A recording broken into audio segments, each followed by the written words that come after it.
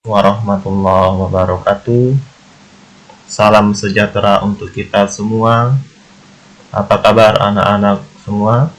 Berjumpa lagi dengan Bapak Gulam Zikri Oktaviansa dalam pelajaran biologi lintas minat untuk kelas 10 IPS 2345 SMA Setiabudi Sungai Liat. Materi kita pada pertemuan kali ini yaitu tentang keanekaragaman hayati makhluk hidup. Baik anak-anak, untuk lebih lanjut silakan simak materi video ini beserta penjelasannya yang akan Bapak bahas. Baik, mari kita saksikan. Adapun kompetensi dasarnya yaitu KD 3.2 menganalisis berbagai tingkat keanekaragaman hayati di Indonesia beserta ancaman dan pelestariannya.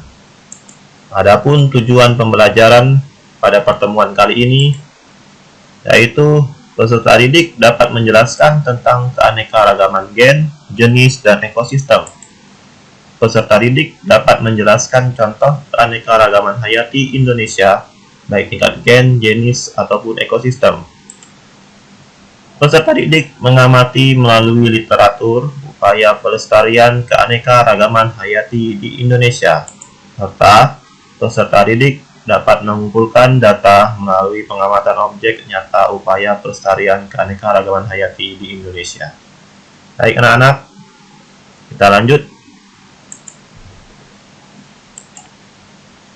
Adapun pengertian keanekaragaman hayati.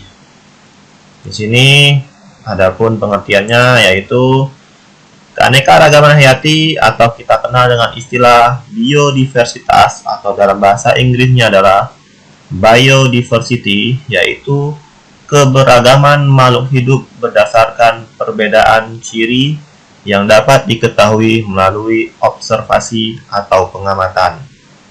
Berdasarkan pengertian inilah keanekaragaman hayati dibagi menjadi 3. Yang pertama, keanekaragaman hayati tingkat gen.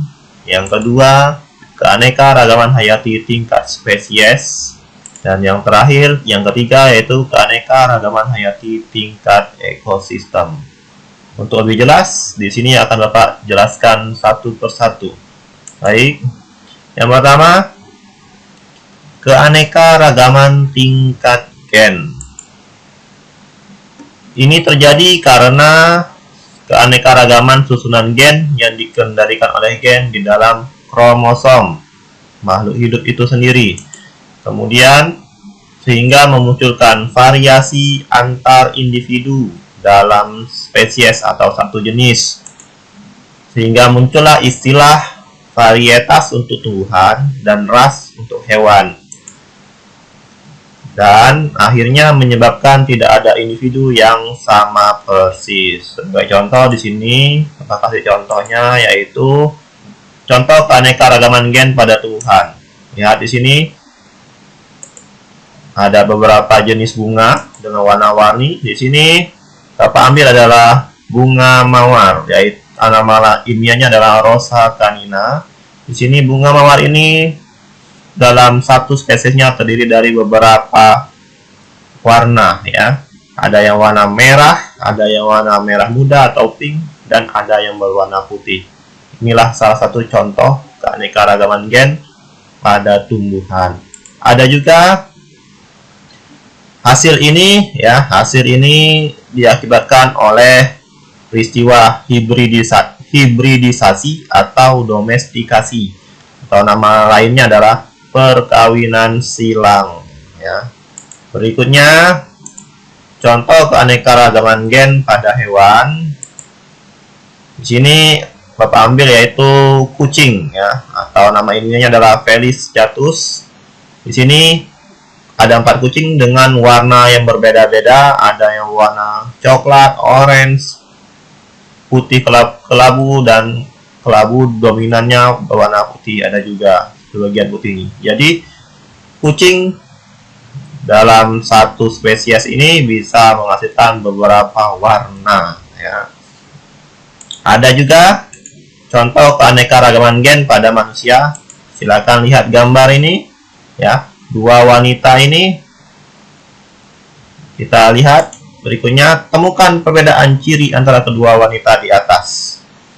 Bisa anak-anak membedakannya? Ya, di sini perbedaannya yaitu yang jelas nampak yang pertama adalah mata, kedua bola matanya. Yang gambar pertama ini bola matanya berwarna abu-abu ya, kelabu, sedangkan yang ini coklat, agak kecoklatan.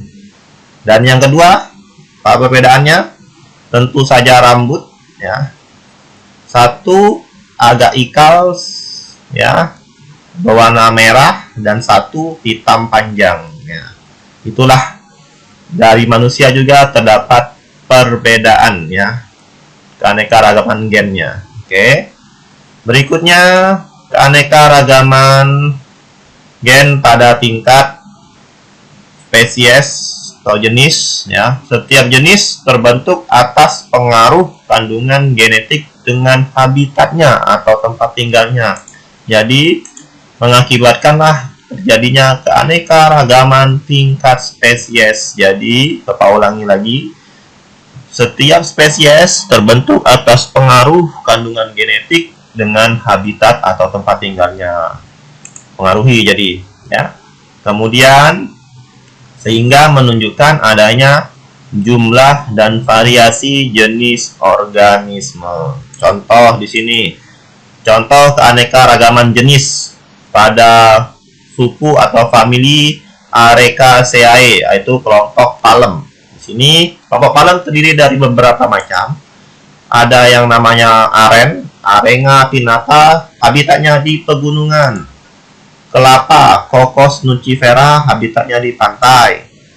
Pinang, Arenga catechu, habitatnya di tempat kering. Nipah, Nipah fruticas, habitatnya di tempat basah. Jadi satu kelompok palen famili ini ya tergolong dalam satu jenis, tetapi habitatnya ada berbeda-beda. Itulah disebut juga dengan keanekaragaman jenis ya. Sehingga tempatnya menempati habitat yang berbeda. Jadi ada yang di pegunungan, ada yang di pantai, di tempat kering, bahkan di tempat yang basah. Mungkin kalian pernah menemukannya ini ya. Termasuk kelapa kita banyak ya di pantai. Berikutnya, yang ketiga, macam keanekaragaman, yaitu keanekaragaman tingkat ekosistem. Menggambarkan jenis populasi organisme dalam suatu wilayah. Populasi kemarin artinya adalah kumpulan individu yang sejenis ya. Ditunjukkan dengan adanya perbedaan faktor abiotik. Faktor abiotik artinya adalah faktor yang bukan berasal dari makhluk hidup. Dan ditunjukkan dengan adanya perbedaan komposisi jenis populasi organisme. Jadi inilah 3 penyebab keanekaragaman tingkat ekosistem ya. Jadi berdasarkan suatu wilayah, faktor abiotik, dan komposisi jenis populasi organisme. Contoh atau macam-macam ekosistem yang ada di dunia ini. Yang pertama, hutan hujan tropis ya. Ini banyak terdapat di daerah Khatulistiwa. Savana ini adalah daerah padang rumput ya. Hutan gurun, nah ini dominannya yaitu adanya tanaman kaktus ya. Daerah kering ini. Padang rumput, nah di sini adalah hanya dominannya adalah rumput. Beda dengan savana, ini ada tumbuhan tanaman pohon besar. Di sini hanya rumput-rumputan saja.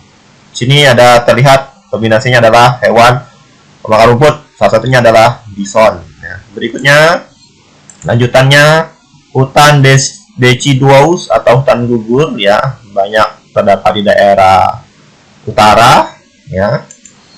Hutan konifer dengan dominansinya yaitu tumbuhan cemara ya, iklim dingin ini. Ekosistem tundra ya, terdapat juga di daerah dingin ya, dengan dominasinya adalah lumut ya. Dan terakhir yaitu ekosistem terumbu karang. Terdapat di lautan. Ya. Semakin banyak terumbu karang di pantai, semakin banyak juga hewan yang ada di sekitarnya. Jadi itulah keanekaragaman ekosistem jadi berdasarkan tempat tinggalnya, ya. Jadi berbeda tempat tinggalnya, berbeda juga populasi atau spesies yang berada di tempat tersebut. Berikutnya kita masuk ke keanekaragaman hayati yang ada di negeri kita sendiri, yaitu Indonesia. Indonesia merupakan negara mega biodiversitas. Artinya mega ini besar, biodiversitas tadi adalah keanekaragaman hayati. Keanekaragaman hayati yang terbesar, ya. Artinya hampir seluruh keanekaragaman hayati yang ada di muka bumi ini hampir dimiliki oleh Indonesia. Di sini ada datanya, kurang lebih 17-25% spesies makhluk hidup dunia terdapat di Indonesia. 40.000 spesies tumbuhan, 350.000 spesies hewan, 12.000 jenis jamur, dan 1.500 jenis monera atau bakteri terdapat di Indonesia. Jadi kita harus bangga kita tinggal di negara Indonesia dengan kekayaan keanekaragaman hayati yang sangat besar, sangat banyak. Contohnya di sini yaitu keanekaragaman hayati yang ada di kawasan Gunung Gede Pangrango yang ada di Jawa Barat dan kawasan Pegunungan Dieng Wonosobo, Jawa Tengah, menyimpan keanekaragaman hayati yang sangat banyak. Berikutnya penyebaran keanekaragaman hayati di Indonesia. Berdasarkan karakteristik wilayah, Indonesia berada di antara dua benua, ya. Kita belajar geografi sedikit, ya, yaitu antara Asia dan Australia. Kemudian terletak di garis khatulistiwa dan berada pada pertemuan dua rangkaian pegunungan muda, yaitu Sirkum Pasifik dan rangkaian Sirkum Mediterania, sehingga memiliki banyak gunung berapi. Berikutnya, lanjutannya, persebaran hewan atau fauna di Indonesia. Fauna di Indonesia mencerminkan posisinya di antara benua Asia atau Oriental dan benua Australia atau Australian. Di antara landas kontinen Sunda dan wilayah laut dalam terdapat batas fauna flora Asia yang disebut dengan garis Wallace. Dan di antara landas kontinen Sahul dan laut dalam di bagian tengah terdapat batas fauna Australian atau fauna Australian dan disebut juga dengan garis Weber. Berikut ini adalah garis Wallace dan Weber di Indonesia. Jadi fauna yang ada di Indonesia dibagi menjadi 3 wilayah. Yang pertama garis Wallace berada di sebelah barat yang terdiri dari Pulau Sumatera, Kalimantan, dan Jawa. Yang kedua yaitu garis Weber yang disebut juga dengan daerah peralihan, ya. Ada hewan endemik di sini, ya, yaitu Pulau Sulawesi, Kepulauan Sumbawa dan sekitarnya, ya. Dan bagian timur, ya, itu mengarah ke fauna Australian tadi, ya, itu Papua, Maluku dan sekitarnya, ya. Berikutnya spesies fauna endemik yang ada di Indonesia Bapak wakili di sini satu saja, yaitu yang pertama bagian barat diwakili oleh gajah Sumatera, ya, yang tempat perlindungannya ada di daerah Lampung yaitu Waikambas, ya. Yang kedua hewan khas endemik, ya, daerah peralihan untuk di garis Weber, ya, ini adalah sisa-sisa dari zaman purba yaitu komodo, ya. Yang pernah ke sana mungkin sudah pernah melihatnya, ukurannya sangat besar sekali, ya, sehingga sering disebut juga dengan kadal raksasa. Terakhir, wilayah timur atau bagian Australia, ya, fauna endemiknya itu burung cendrawasih yang banyak terdapat di Papua, ya. Berikutnya masih dalam penyebaran keanekaragaman hayati Indonesia. Berikutnya itu persebaran tumbuhan atau flora di muka bumi. Flora Indonesia termasuk dalam kawasan Malaysiana, gabungan dari Malaysia, Filipina, Indonesia, dan Papua Nugini. Kawasan ini dibatasi oleh 3 simpul demarkasi yang masing-masing terletak di Selat Torres di bagian selatan, Jazirah Kra di bagian Thailand di bagian barat, dan di ujung utara Pulau Luzon, negara Filipina. Ini gambarnya kawasan Malaysiana. Jadi Indonesia itu dibagi menjadi 3. Yang tadi selatan Selat Torres, bagian barat ini adalah Kra Thailand, nah ini Pulau Luzon bagian Filipina ya. Jadi wilayah Indonesia diapit di sini, sehingga flora faunanya tergantung masing-masing daerah ya. Lanjutannya, flora Malaysiana ini meliputi tumbuh-tumbuhan yang terdapat di Sumatera, Kalimantan, Filipina Utara, dan kepulauan Indonesia lainnya. Tumbuhan khas Malaysiana yang terkenal yaitu adalah Rafflesia arnoldi. Berikut gambarnya ya. Dengan kelopak mahkotanya yang sangat besar, mengeluarkan bau yang sangat menyengat, mengundang serangga untuk masuk ke dalam lubang ini ya. Kenapa dinamakan Rafflesia arnoldi? Karena yang menemukannya adalah seorang penjajah ya, revolusioner zaman itu ya, ilmuwan yang berasal dari Inggris, yaitu Thomas Stanford Raffles ya. Nah, ini banyak terdapat ditemukan di daerah Bengkulu, Sumatera ya. Berikutnya, adapun manfaat keanekaragaman hayati yang kita pelajari hari ini. Yang pertama, sebagai sumber plasma nutfah. Plasma nutfah di sini artinya sumber kekayaan ya, kekayaan hayati yang bisa dijadikan penelitian di sini nantinya ya, dan bisa dijadikan juga sebagai kawasan untuk menampung atau konservasi makhluk hidup.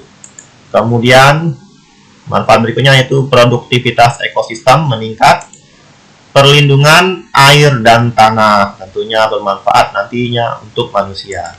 Sarana pengembangan ilmu pengetahuan, pendidikan, rekreasi, dan wisata, termasuk juga plasma nutfah tadi. Kemudian pengolahan sampah, nilai sosial dan budaya, serta pengatur iklim ya. Itulah beberapa manfaat keanekaragaman hayati. Berikutnya terakhir ini yaitu aktivitas manusia yang dapat mempengaruhi keanekaragaman hayati. Yang pertama itu yang dapat menurunkan perusakan habitat dan perubahan tipe tumbuhan. Itu. Yang kedua, penggunaan pestisida dan pencemaran lingkungan, penebangan dan pembukaan hutan, pemanfaatan sumber daya alam hayati yang berlebihan, pertambangan dan perburuan liar. Berikutnya, aktivitas manusia yang dapat melestarikan keanekaragaman hayati. Di sini ada 2. Yang pertama yaitu pembiakan in situ, artinya pembiakan makhluk hidup langka dalam habitat aslinya. Contohnya yaitu mendirikan cagar alam. Contohnya lagi yang tadi adalah hewan komodo dikembangbiakkan dalam habitat aslinya yang ada di Pulau Komodo di Flores sana.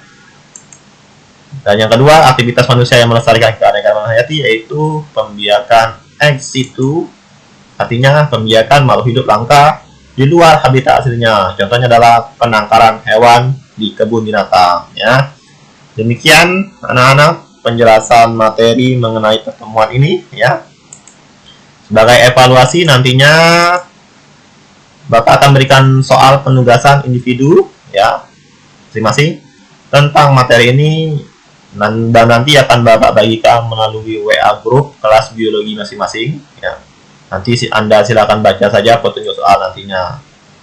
Kalaupun mau bertanya, silakan bertanya saja di WA grup kelas kita masing-masing ya. Kemudian setelah Anda mengerjakannya, catatannya yaitu yang pertama, soal jawaban nanti Anda tulis di buku atau kertas. Seperti biasa, tulis nama lengkap, tanggal pengerjaan, serta kelas masing-masing. Difoto serta diupload ke alamat email gulambiopkwu@gmail.com. Kemudian dikumpulkan, Bapak tunggu paling lambat 2 minggu ya setelah materi ini ditonton dan dibagikan, yaitu tanggal 26 Agustus 2020, hari Rabu ya. Dan tugas bersifat wajib ya, karena penilaian Anda selama 1 semester nanti. Baik anak-anak, pesan Bapak, semangat terus belajar kita. Semoga kita semua dalam keadaan sehat dan dilindungi oleh Tuhan Yang Maha Esa. Ya. Kita berjumpa lagi dalam pertemuan berikutnya. Ya. Semoga yang Bapak sampaikan bermanfaat. Lebih dan kurang Bapak mohon maaf.